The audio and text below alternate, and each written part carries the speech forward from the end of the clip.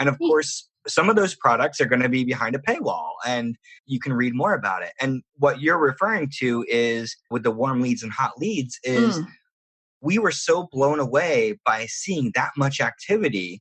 We're like, oh my God, Membervault could actually be a decent sales tool. And we never intended for that. Like that was an accident. So what we did is we kind of wrote this algorithm where a warm lead is somebody who checks out a product once. And that could be just someone walking by, checking it out like, oh, all right, I see that. But then what we found even more interesting is that people would repeatedly check out the same product. So that makes sense. I'm sorry, you click. Yeah, and we call those hot leads, right? Because if somebody is looking at the sales page, essentially, of a product day after day, because it's multiple days. If they looked at it twice in one day, it's still a warm lead. We don't even count that. Yeah. So like it's actually different calendar days. So like anyone that's on your hot leads is someone who's like over multiple days looking at the same product. And I'm sorry, but that activity tells me that you're interested. Yes. Like, well, I tell you something. At least moderately, Yeah. So really, it's this. This fascinates me, and that's why it's such a good tool for me. So my first LinkedIn challenge that I did, I think I had like 300 or so people in it, and the people who ended up. So the group coaching is not like a big mass group thing. It's limited to like 10 or 15 people because we do like literally a live call and everyone gets to talk to me on the live call. So you don't want to have like 100 people in there because that wouldn't make any sense. But the people who invested in the group coaching after the last challenge were, I think, all except one person who I actually met in real life out for coffee, all hot leads inside the Membervault system. So it was the next step for me was to actually contact those people and just send them individual personal emails saying, like, are you interested in this? Let's have a talk about it. And that's where I got all the people who bought the group coaching from.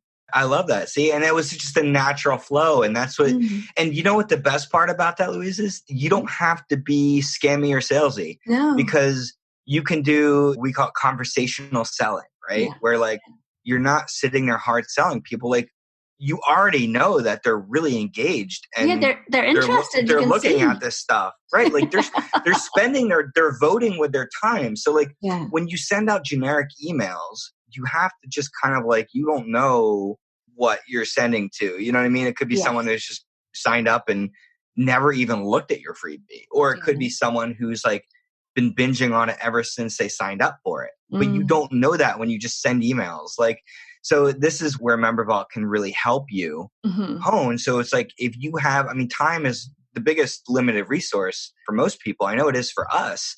And so if I do any kind of sales or outreach, I want to make sure that I'm spending it on the right people. I'm not just going to randomly send 10 personalized emails to 10 random accounts. Like I'm going to look at like, all right, who are the most engaged accounts? That's who I want to reach out to.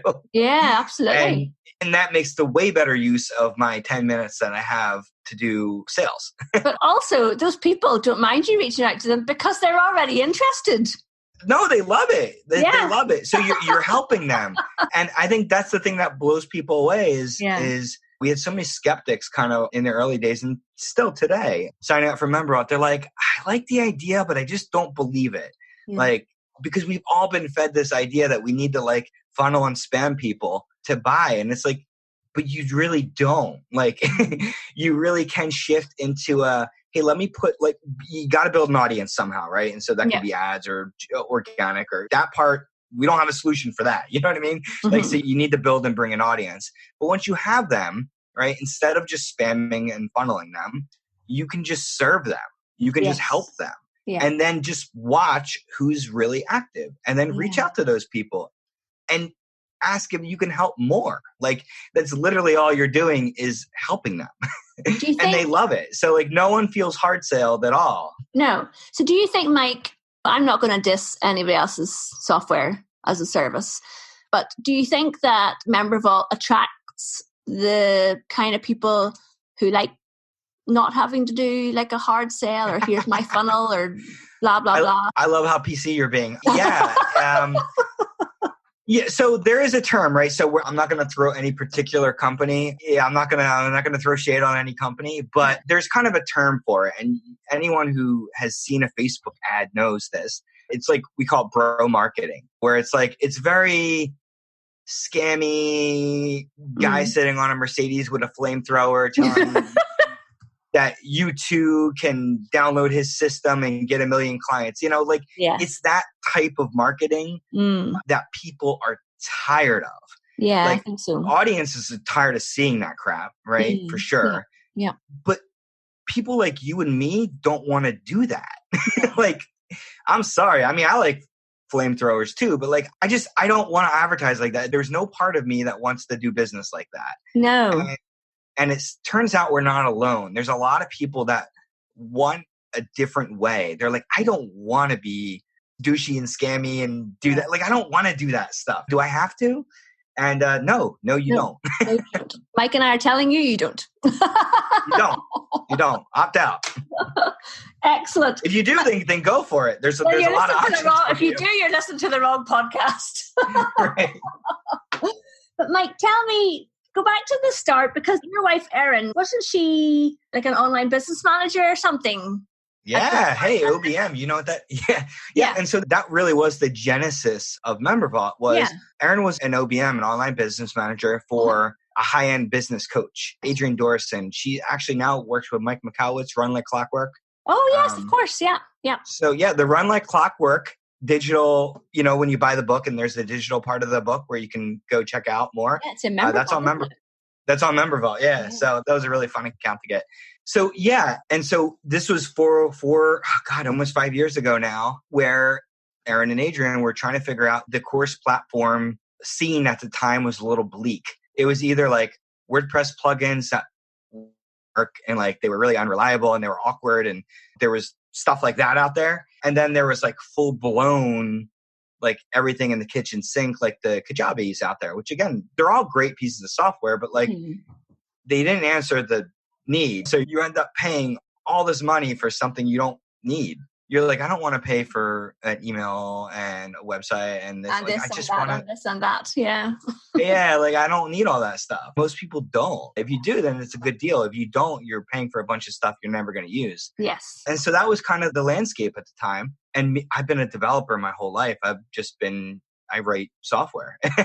And Erin was talking to me one night and she's like, we're just having to find like a course platform. And I was like, display products. We wanted to display products. We wanted like people to like log in. It would be really cool if we can like track what they do and tag them in ActiveCampaign, like if they've done X, Y, and Z. And I was like, that's easy. I can build something like that in a weekend. And here it is 4 years later. I'm still working on it. But I think, Mike, people who are the world outside of online business has got no idea what the online business community do.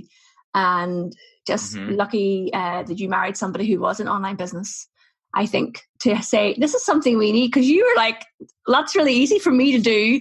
And people like me and Erin are going, oh, well, why isn't this already out there? Do you know what I mean? Yeah. Like big software companies aren't looking at this space. And yet there's a lot of people building really amazing businesses in the online. But don't you think it's like the online community, online business community to me is like this kind of section of society that people who are outside of it don't really have a clue what we all do. Yeah, absolutely. And then the tools that we use too, right? Because it's the web is such a quickly changing and progressive place where there's a new tool every day. Yeah. I mean, that's why there's tools like Zapier that even exist out there. If you know what Zapier is, it's basically glue to like attach a bunch of other technologies together because that's how many things are out there now. Like that, and every day there's new stuff. And so I think that it's kind of a crazy world. And the problems that I see is that so few companies are really listening to their users and looking at what they're struggling with. Yes, I agree. They come out and they have an idea of what they think is important and they go ahead and put it in there. But like, I think so few companies are really, or it seems like at least, are really asking their users like, and watching to see like, all right, where are they getting hung up? What other piece of the puzzle are people struggling with? Like, how can we alleviate that pain there? And that's something that we very much do. I mean, when we first built Membervault, we never intended to resell it. It was just for one client. We just build it for one. We just build it for Adrian, and we did. Look where you are now. I know, right? And now, I think we just broke 8,000 accounts, and wow, it blows my mind. Yeah, accounts, amazing. and each account has any number of users. So I think we're over 1 million users at this point too. And so it's a little mind blowing, and we never intended that to do that. But people were asking Adrian, like, hey, I really like this course platform. What is this? And she's like, I got, something custom I got built. And so there was like, people were asking for it. Yeah, brilliant. I've got this little vision of you in your RV at a campsite ground like Yosemite or somewhere, drinking your coffee and saying to Erin, I think anyone will want to use this. And now you've got 1 million people on it. That's so cool. So it is kind of crazy. So people were asking for it, and we kind of like snapped together like a basic reusable version, and got some people looking at it, and went through a beta process, and it was a thing. And then when we kind of launched it out into the world, nobody cared. So it was really I don't want to paint this picture that like we kind of stumbled onto this idea and everything was amazing. We had to work at it for so long because people didn't even understand what we did. They're like, so you're like Teachable, but not as many features? I'm like, well, not exactly. Like, we're doing it different. And so it took a while to kind of figure out like, okay, what are we doing and how are we different? Yes. And just leaning into that. And a lot of that was honestly just watching the users that we had and listening to what their issues and problems were, and then innovating solutions for those problems. And so now we're still doing that. Like, I would say 10% of Membervault was our idea, and the other 90% are what our users showed us and told us that they wanted. Cool. So my back in the day, I left my job in 2013. So if we went back to 2010, 2011, I was a IT project manager in the health service here, and one of my roles would have been, so I did a qualification in business analysis with the British Computer Society. So I was sitting in a room with the CEO of a software development company and his developers, and I was the kind of the go-between between the health service, medical directors and nursing managers and this software company. And it's just so funny. You'd be in a meeting and people would be talking about, well, do you think we should put this and this and this in? And I'd be going, well, why don't we ask the nurses who are going to be using it? Right. Now, they were a brilliant company, and they were what you probably would call agile now. They were fast moving, and they would turn around things, and they really tried to put in the stuff. And they did try and listen to the end users, but without listening to your end users, you're just building a product for yourself, really, aren't you? Yeah, and I come across this, I'm challenged, we're as a company challenged with this constantly, where we have an idea and we put it out there, and with all the best intentions, we really just want to make sure, like, we want to put the best thing out there. Yeah. And then we find our users are struggling with it. Like, the most recent example is we just launched a new design at the beginning of the year. Amazing. I just am so happy with it. Yeah. And when we got it designed, like, the design, everyone loved it. Everyone gave it a thumbs up. We had a very inclusive experience with that with our users. So, like, everyone got to kind of see it before it landed. We didn't just drop it on everyone's lap and we're like, here, deal with the new design. We very much wanted to make it a comfortable thing and have people have a say in it as it was getting designed. And they did. And we all loved it. And then when it came time to like actually put it out there, people were like, it's a little cramped. Like, the products are a little small. There's too many per row. And they were right. So it's funny. We went through this whole formal design process. Everyone gave it a thumbs up. We all loved it. We built it exactly like that. And then when people actually started to use it, they kept trying to like work around it. We kept seeing them try to like, I want all my products to be the same size. I want to only have 3 per row. I want them to be bigger.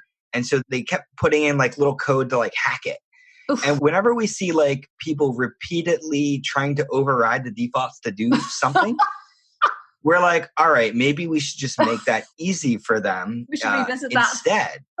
Yeah.